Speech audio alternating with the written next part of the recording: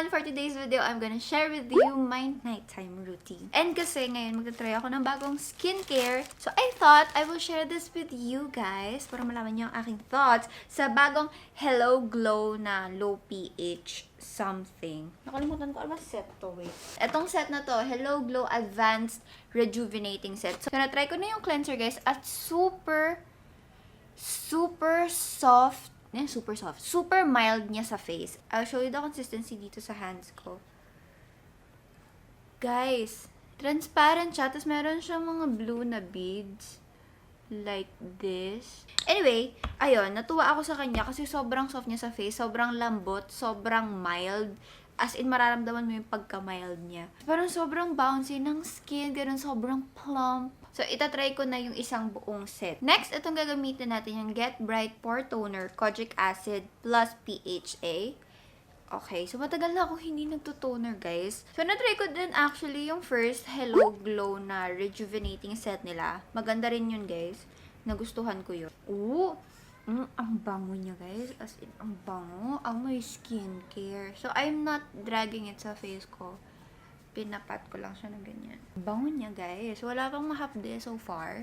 Feels very refreshing. So, naisipan ko i-share sa inyo yung nighttime skincare routine ko kasi hindi ko pala siya napapakita sa lahat ng vlogs. Tapos, kagabi, hindi ko na-check yung planner ko kung ano yung vlog na gagawin ko kinabukasan. Kasi may listahan ako sa aking Vlogmas. Ayan, nakalista yan. Tapos, kanina umaga, pag-check ko, nakita ko, nighttime routine.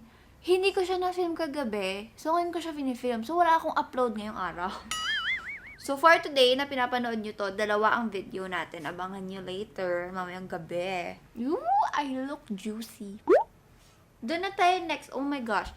Yun lang, super liit nito. This is the Nourishing Night Cream. Ito yung Bakuchiol plus niacinamide.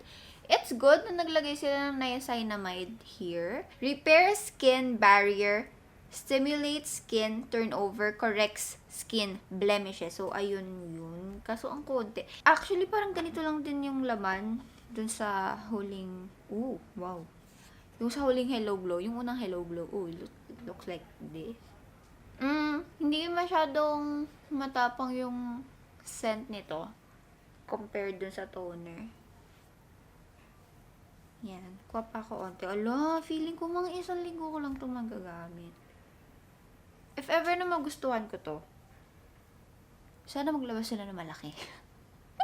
ng malalaking version. Kaso right now, na hindi ko pa sure kung okay sa skin ko. Okay to na maliliit muna yung tinry ko, no? So, that is my skin. Looks good. So far, wala namang makate whatsoever. Kasi unang nagre-react sa skin ko yung dito sa chin area ko. Lalo na kapag mga new products yung ginagamit ko. Ganyan. For the eye cream, ito yung gagamitin natin. Yung yung Lux Organics Bright Eyes Eye Cream. Ito, medyo matagal ko na ito ginagamit. At maganda to, guys. At tatagal sa inyo yung ganitong tube.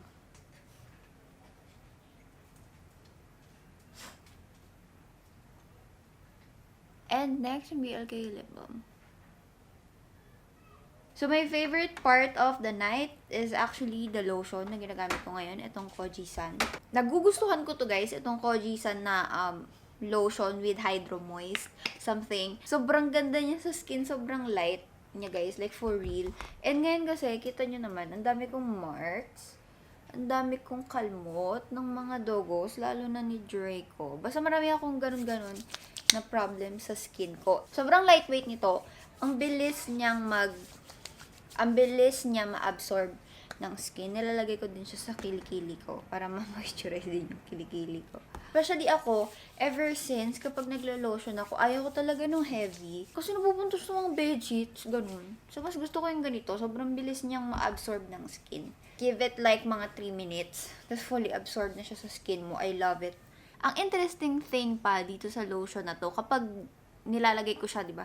Kapag naglakad ako sa tiles, yung feeling ng tiles, sobrang powdery, sobrang smooth. Hindi ko rin alam kung ano meron doon, pero ganun yung feeling. So, kailangan ko na lang i-brush ang aking lashes. Binabrush ko na siya para hindi na siya out of place.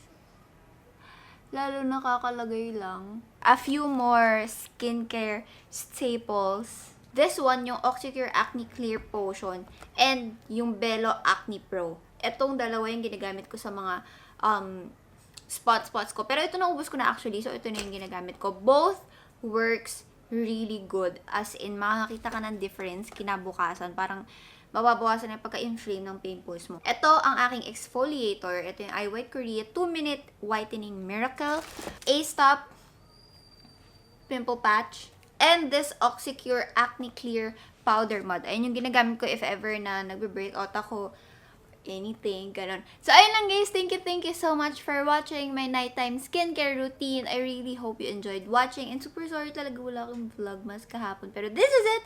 And sana hintayin nyo yung vlogmas natin later. Bye guys! I will see you later!